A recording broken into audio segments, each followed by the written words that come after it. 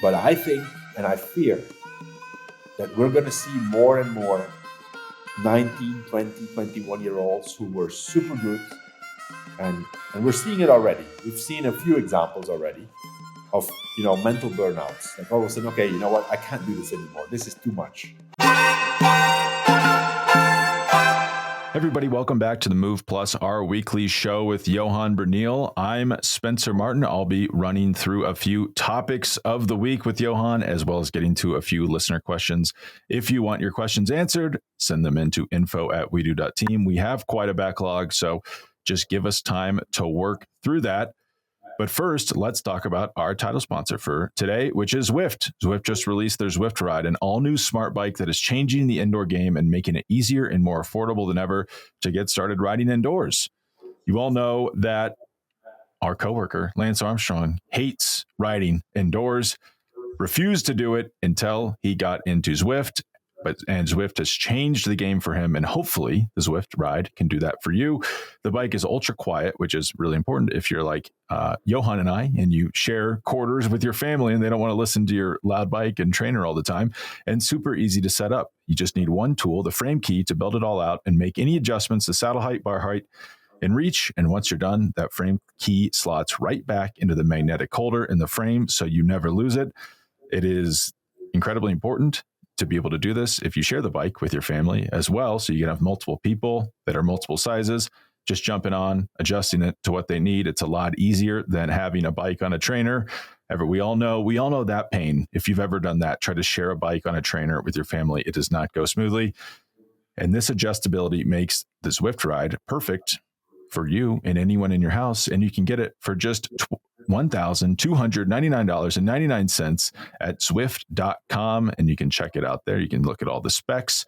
And once you get it, you can join WeDo for our rides on WeDo Wednesday in the mornings, I guess mornings in the US, evenings in Europe, and Suffer Sundays, which is the WeDo Wednesdays allegedly is a no drop casual ride. It goes along at a good little clip. Suffer Sunday is legitimately hard, though. If you're trying to get in shape, do 4 Suffer Sundays in a row, and you'll be there. That's all you need. And speaking of getting in shape, Johan, you're at a preseason training camp on the Costa Blanca with basically the entire professional peloton, and you're actually getting some. You're like our correspondent on the ground. You're getting some interesting insights from the I guess the massive training differences, even just like methodology differences between when you were a pro, when you were a manager, to now, which is quite interesting. Do you dive into this really quick? Yeah, so I'm here for 4 days with my son and 2 of his teammates from his club. They're off for the holidays, so we had these 4 days just before we traveled to Belgium for Christmas. So I'm in Calpe, Benissa, actually, and it's crazy, Spencer. It's this is an infestation of professional cycling teams. 16 of the 18 World Tour teams are here in this area. Today is the first day we went out. I was out for 4 hours. I went on Col de Rat, which is the typical climb.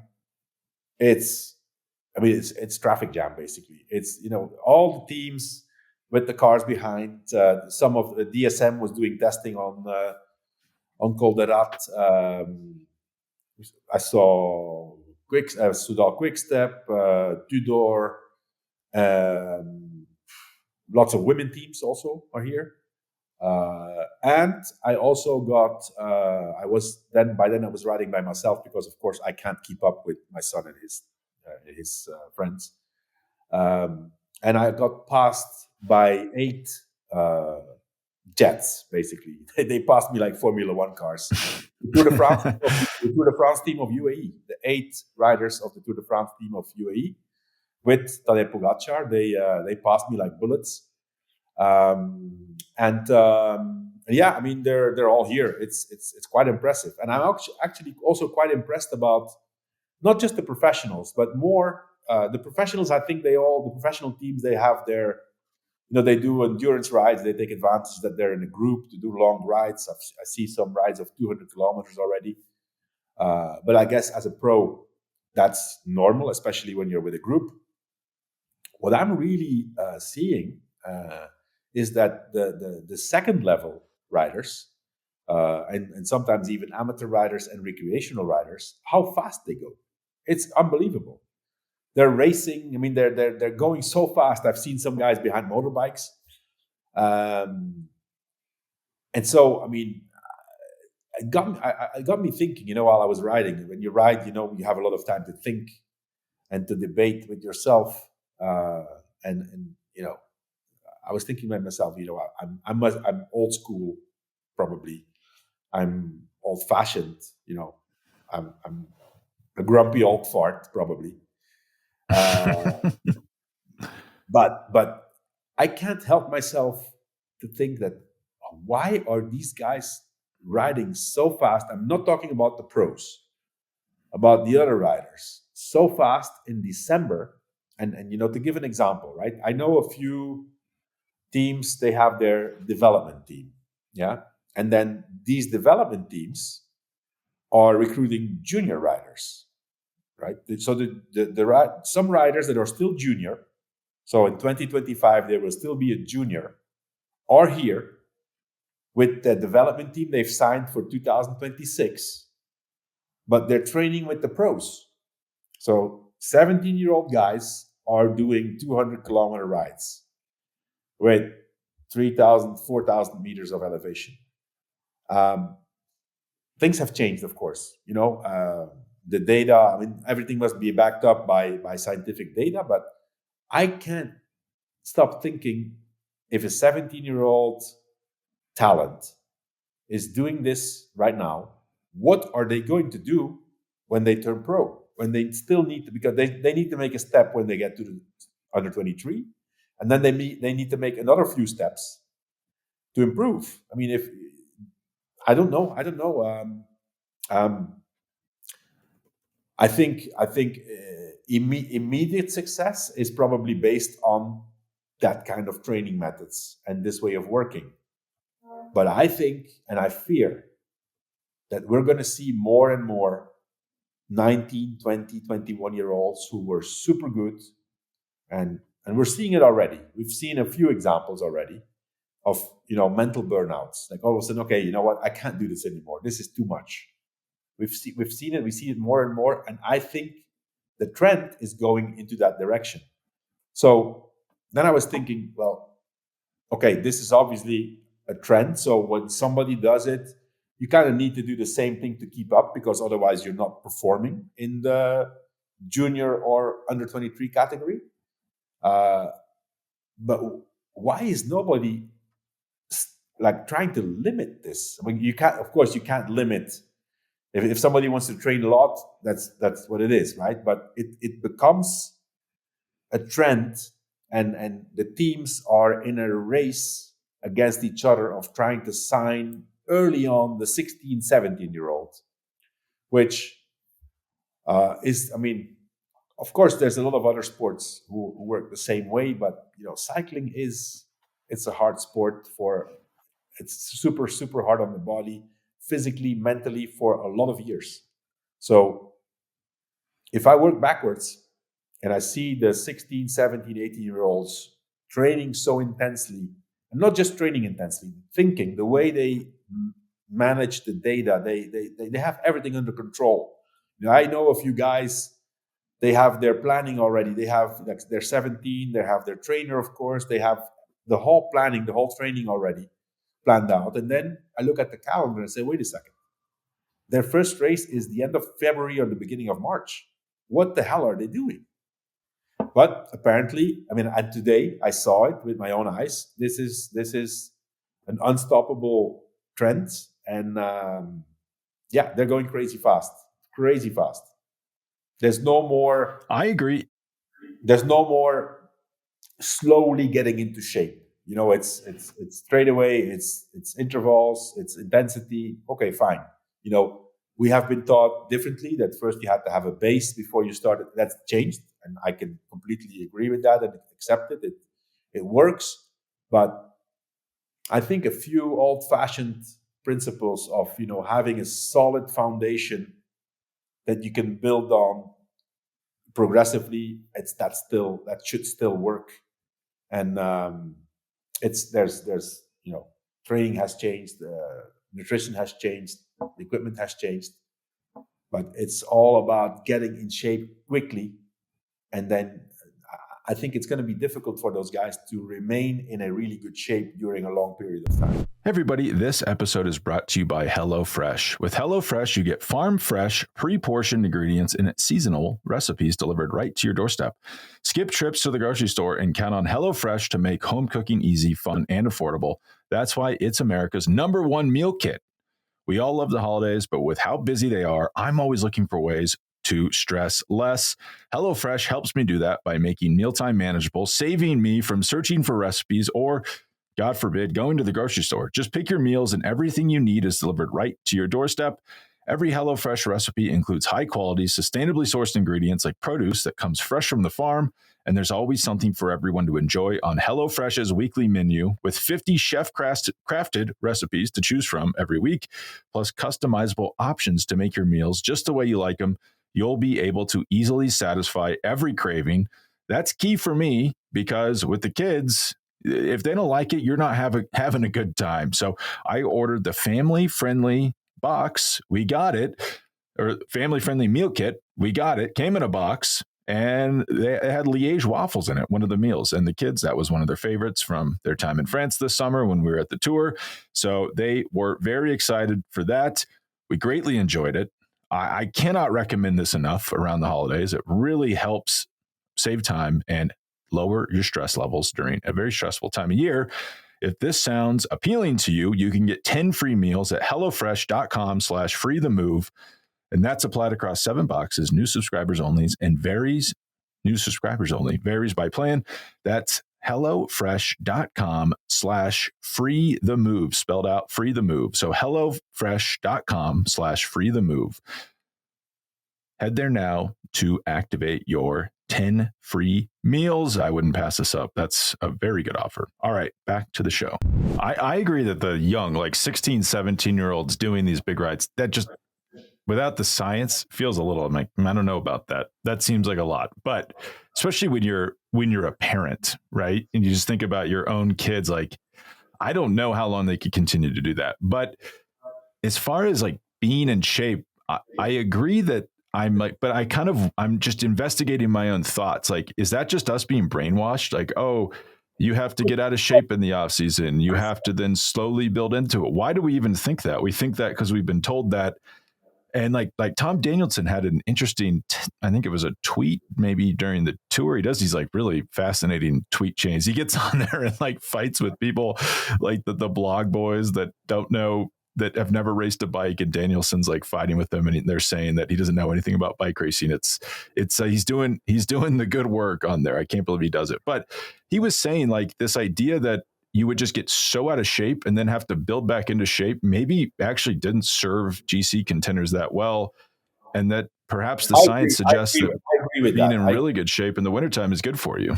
Yeah, I agree with that. I think that getting out of shape and then doing a race against the clock to get back into shape, that's history. That's done. You just can't do that anymore because back in the days when I was racing, and even after, even in Lance and George's era, there were races where you could basically race yourself in shape. You could go to races and take it as training. Those days are gone. It's just not possible anymore. You go to the Tour Down Under or whatever, Tour of Algarve in the beginning of the season. You show up there and say, oh, I'm going to just use this race to get into shape. No, you're going to get your ass kicked. And the second or the third day, you're going to be, crushed and you're going to abandon. That's done. But I'm more worried, Spencer, about the mental endurance of these guys. I think physically, a body can take a lot, and it's been shown that if, as a young guy, you have a certain training load and a training regime, it builds you and it sets the standard for a very long time. Physically, I would still think myself, which is also the advice I'm giving to my son, to really, race on or train on feeling more than on data. But they have to learn how to manage their feelings also on the bike, how you feel, not just focus on the data, but mentally. That's where I see the problem. And we've seen it. We've seen it many times in the last few years that 19, 20-year-olds all of a sudden say, hey, you know what? This is not what I want. This is too much. I can't improve anymore. So that's it. And I think it's going to be more and more. We're going to see more and more of those cases. Here's just an interesting. I was just noticing this the other day. So Tour Down Under used to be just like pointless, right? It's like there's no data you can grab from this race that's helpful at all. Look at Tour Down Under this last year, 2024. I guess this year. It's weird because we're close to the 2025 Tour Down Under. You know who had a real good Tour Down Under? Biniam Girmay. You know who had a really good tour? Biniam Girmay. You know who finished the year really strong? Biniam. Like, there actually is a lot I actually met him today on the bike. Really? Probably flying, probably looking in pretty good shape because he's got yeah. And that does, I guess, kind of, it feels unsustainable to me. But if you think about it, aren't careers getting longer? Like winners of big races are actually getting older over the last few years. And guys, like, didn't Bernard Hinault retire when he was like 31 years old or something? 32? Well, yeah. Like now you have Geraint Thomas. That's true. That's true, actually. You know, if you look at it, if you look at, for example, if you look at Eddy Merckx, Bernard Hinault, Miguel Indurain, they all retired in their early 30s. 32. I think Miguel was 32. Hinault was 32, and I think Merckx was 32, 33. So yeah, you're right. So I mean, it's also you could also argue, Spencer, that these guys, especially Merckx and Hinault, they raced a lot and always pulling, always attacking, always going for it 100%. So Miguel was more focused on the tour, but yeah, you're right. I've never thought about that. It's just a take I'm working on where I actually wonder if the modern training makes the racing less taxing on you, and therefore you can almost extend your career versus like Tom Boonen. I mean, I don't know. This is just me projecting. It just felt like he got, and like Tom Boonen was doing extracurriculars that, we don't need to get into here, but he was having a good time off the bike. But he would do stuff like, I remember one time I heard he's like, yeah, I rode the World Championships course 2 days before the race for 6 hours behind the moto at race pace. And you're like, is that a good idea? Like, it just seemed like it was like a lot of what he did was pretty hard on his body. And then he just looked blunted at the end of his career. And I kind of wonder with modern training if Boonen is just as strong, at the last year of his career as he was in the middle, like what we're seeing with Geraint Thomas. I mean, that guy's putting out power numbers he's never put out before, and he's almost 40 years old. It's very simple, Spencer. They race a lot less, right? I mean, they do 50, 60 races, 70 maximum. So it's purely focused on specific training, which is, nowadays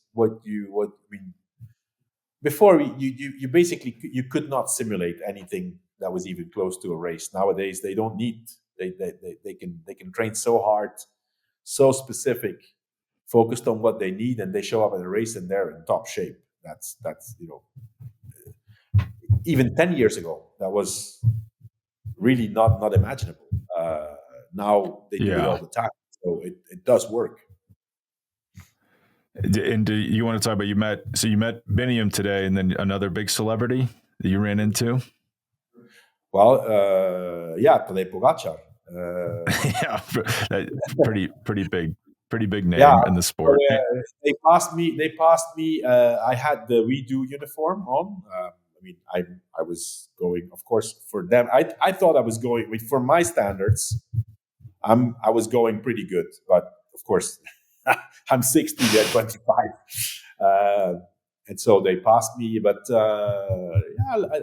Tadej, I think he kind of knows what the We Do uniform stands for because he waved, and I had a little conversation with Sivakov because he was kind enough to give bottles, and I know he follows me on Instagram. So and my son actually talked to him. and so they had recognized the We Do uniform. I don't think they recognized me, but the We Do uniform is people know what it is. So yeah, I mean that was cool. And then I told my son and his two friends that they had, because I saw them stop at a coffee shop, and I caught up with them, and because they were waiting for me, and I told them to turn around, and they went. They got their picture taken. But Pogačar was super super super friendly, super accommodating. The whole team actually. The team directors gave bottles to the guys. So they were, I mean, my son and his two friends, they're over the moon. So, first day here, we can go home. Mission accomplished. They have, this was the highlight of the 4 days we're going to be here. Pretty impressive from today's part, I would say. Yeah, he is, yeah. Yeah, super. He was just cruising, of course, but, I think these guys. I mean, he's training in the World Championships, kid. So, he's recognized all the time. So he must be stopped everywhere they stop. They must come for pictures, and he was. My son said he was super super friendly, and they were really impressed. So, yeah, really good, really nice. A lot of big champions would probably not be like that. So yeah, I was really impressed seeing that. I mean, on the topic, before I move on from this, you reminded me, like you're worried that there's what will you do when you turn pro?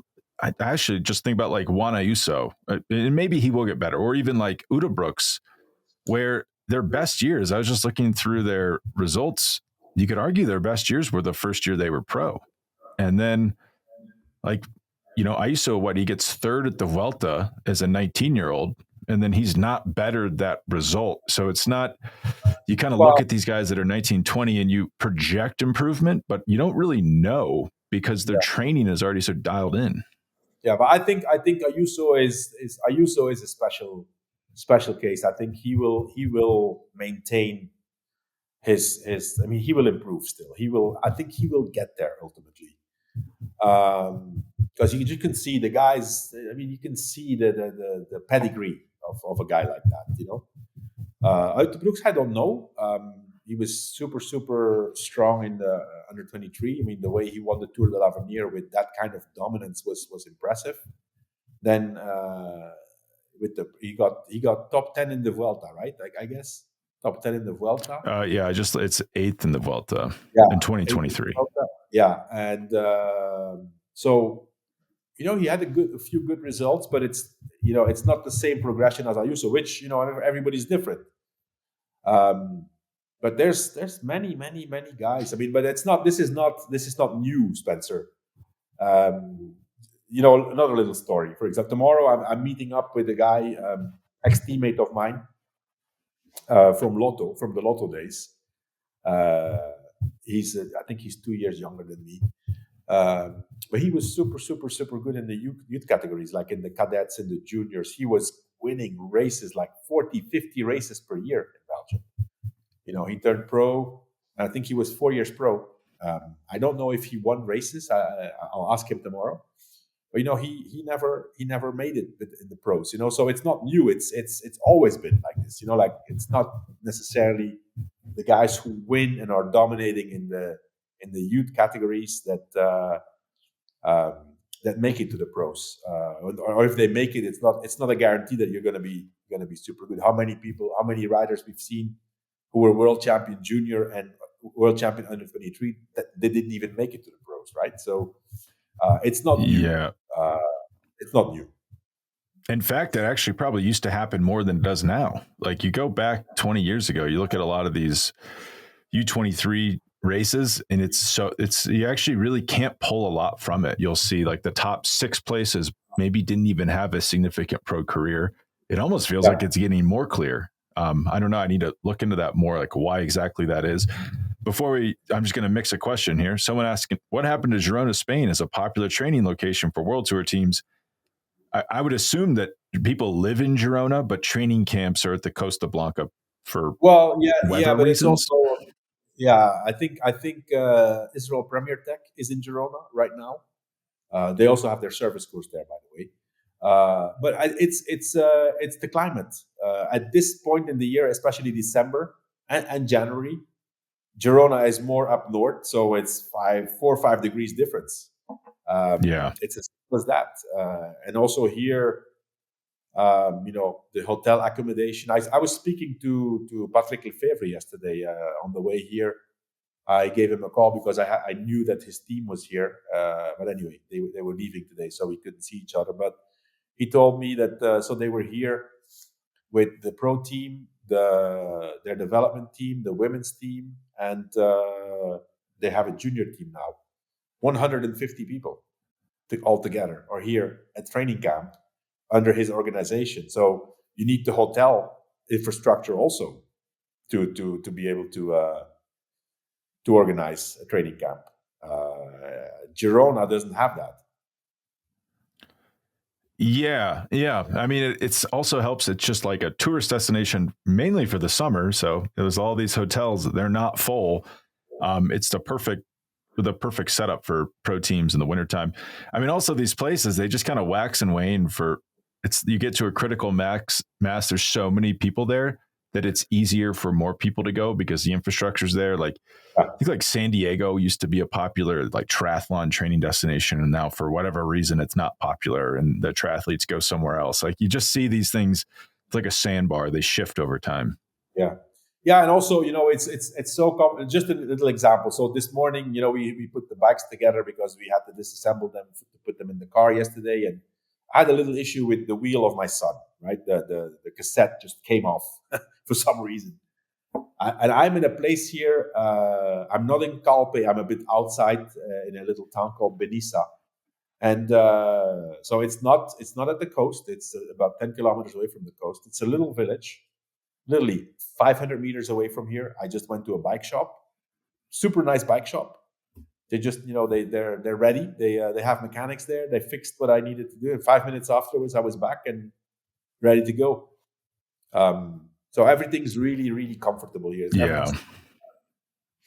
Yeah, it's a huge advantage. I can't. And when you're in a hotel that's just bike friendly, this podcast is not sponsored by the Costa Blanca, we promise. But when you're in a hotel that just has equipment and storage for bikes, it's really nice.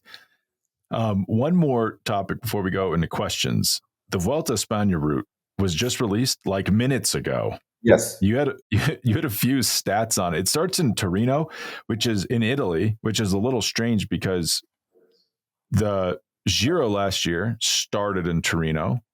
The Tour stage 3 finished in Torino, and then the stage 4 they left from the outskirts and went over the Galibier, I believe, back into France. Yeah. And then so this is basically the third time in a year that Torino will play a major part in a Grand Tour. Why exactly is that? Is just Piedmont the region they're trying to put themselves on the map for cycling? Obviously, if you see something like this, Spencer, if a Grand Tour starts in another country, it's money. So the region of what is it? Is it Piemonte? That region of Italy? Yeah. They must have some special budget, destinated to having the 3 Grand Tours, and it's the money. That's the first thing, because it is not comfortable for the riders, and especially for the staff to start a Grand Tour in a different country, which is not next to the actual country. I mean, you could say, okay, Tour de France, you can start in Italy. You don't have to. I mean, you're straight away. The riders have to fly, and the staff needs to drive. And if you start a Grand Tour with 3 days, here it's going to be 4 stages outside of Spain. Man, that you pay the price for that as a staff member, because it's hard logistically. And now the teams, okay, they're organized. They have so many people available, so many vehicles for sure. They're going to have special vehicles that will only do the Italian 4 days, and at the same time they're going to have another set of vehicles, bus, truck, cars ready to be ready already to. But you need a lot of people and a lot of vehicles, so it's hard on the staff and on the teams. But then, if you look at the map, Spencer, I just looked at the map here. The Vuelta España 2025 does not go more south than Madrid. Madrid is in the center of Spain, so nothing in the south, which is for the riders, I think, at that time of the year, that's not bad, because southern Spain, we all know what was this year in the Tour of Spain, when starting in Portugal, then being in Andalusia with 40 degrees. So really, north. It's all north. It's it also means that it's very hard because the north is very, very. There's mountains, steep mountains, and I don't have the detail yet about all the stages, but the stat I have here, which is really funny actually, is flat stages. This is an official stat from La Vuelta, so from their webpage. Flat stages, one stage that the Tour of Spain qualifies as flat. There's 5 rolling stages, like up and down, and 2 of them who have a mountaintop finish. 2 individual time trials and 13 medium or high mountain stages. Oh my God! You should have asked Tadej today. Is he going to the? Yeah, I think he might be going to this Vuelta. This is. I think he'll go. I think he'll go if he feels okay after the tour. But it's not a priority. He'll focus on the trying to win Milan-San Remo, and then Liège and Flanders. Then of course full gas for the tour. And then he'll see, Of course, he will want to go at some point to the Vuelta to try and win it, to basically have that check of the 3 Grand Tours. But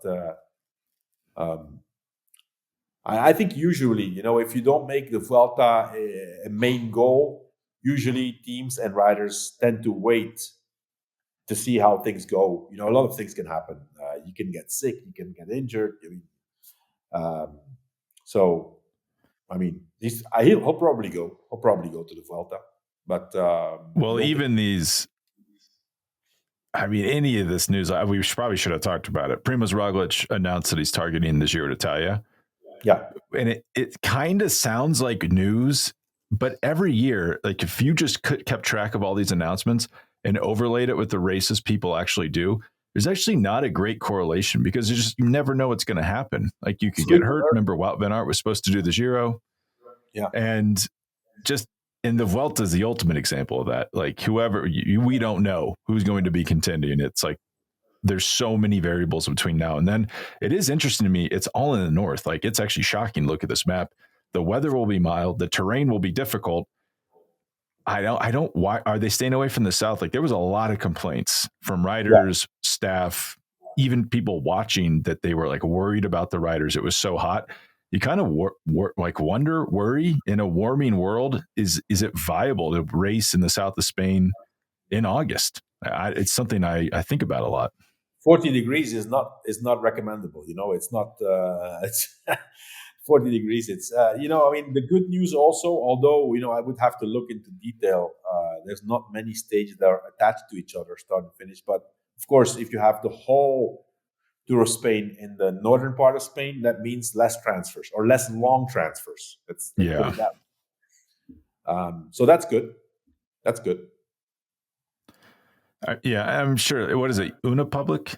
Is that the company that it's like a subsidiary of ASO that runs the Vuelta? But it's owned by ASO, but it's Unipublic. Yeah. Yeah, and I'm sure they'll find a way to get back to the south when those start fees, when they exhaust the north of the country for start and finish fees, they'll look abroad for that. They'll look south. I mean, that is why they're going. I kind of wonder. Like, I would love to get RCS's take on this. They can't be happy about their 2 rival Grand Tours starting races in Italy, because every dime that they pay, every euro these towns pay to the Vuelta and the Tour, it's a euro they're not paying to RCS to have Giro stages there. Yeah, well, I mean, RCS still hasn't announced the route for 2025 because they were planning, and I don't know if it's still the case. They were planning to start in Albania. Go figure, you know. Yeah, and then it maybe isn't happening now. Well, yeah, and they're going to get paid a lot of money for that. Actually, it was a lot of money, and then something happened. I don't know what happened, but they've postponed the announcement until mid-January, I think. And we still don't know. Somebody said, yeah, Albania's still on. And then others say, no, there's a plan B. We'll have to wait and see what happens. There's a really controversial, we definitely shouldn't get into it here, but there's a controversial relationship that Albania and Italy were trying to foster that got struck down by an EU court. And then the theory is that that's why that fell apart. I don't know if that's true. Who knows? You know who knows the Giro route for sure? Who? Primož Roglič. Primož Roglič definitely knows it. Yeah, that's a good point. Like the teams must know it. I was sitting down planning our season out, Johan, for the podcast, and I couldn't figure. They don't have the dates for the Giro. They have like a rest day penciled in before the final weekend, but that can't be true. Like it's actually kind of wild how it's a bit of shambolic, the organization of this race that is the first Grand Tour of the year, yet it's the last to get its route out. Mm-hmm. Yeah, it's great. Yeah. We'll go into one question for this week because you have to go. It's kind of it's a more controversial question than we'd normally read, but info@wedo.team. I don't know. Have you been keeping up on this carbon monoxide rebreathing scandal? Scandal.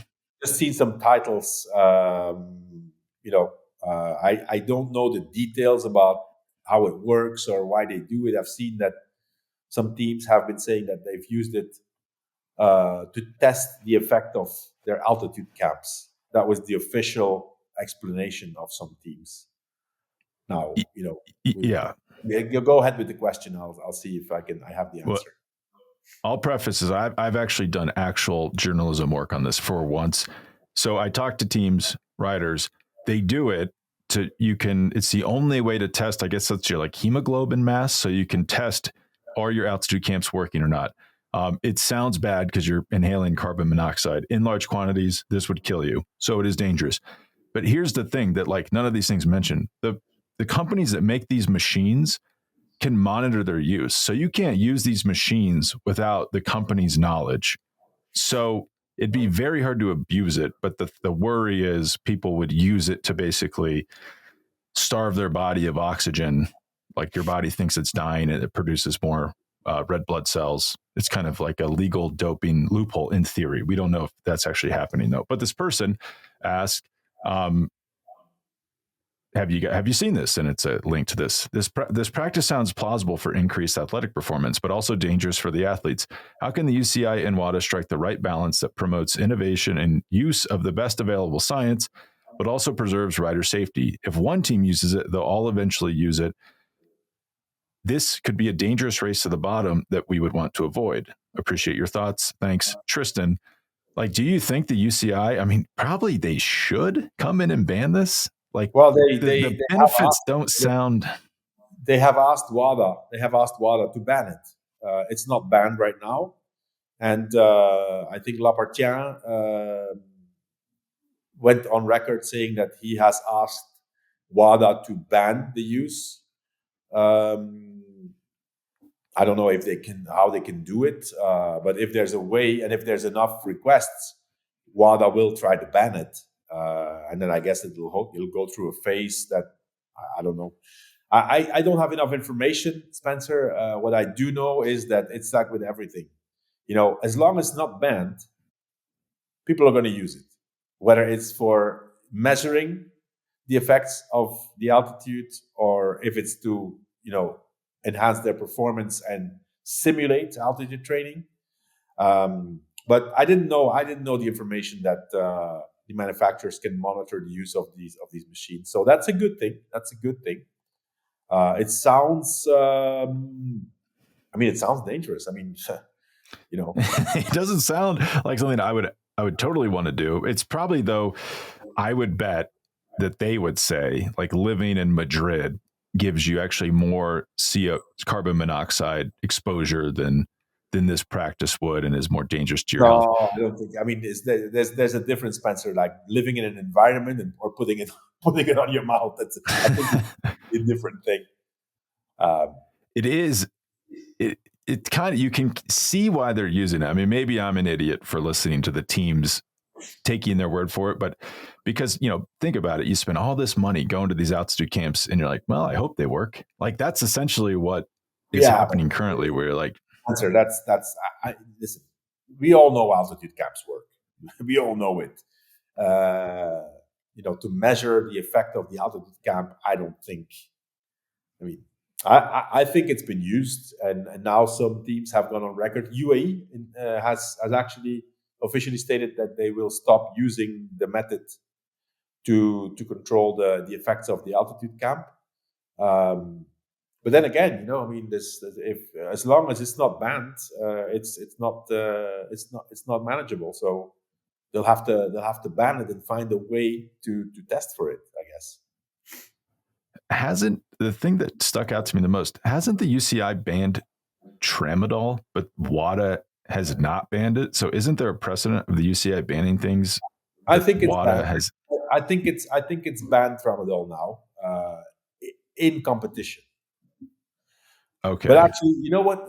Let me think properly, because I think actually cycling went on a higher level, and I think it makes sense also why cycling would be a lot more interested in banning tramadol before it's officially banned by WADA, because it's not the same riding a bike than running or swimming.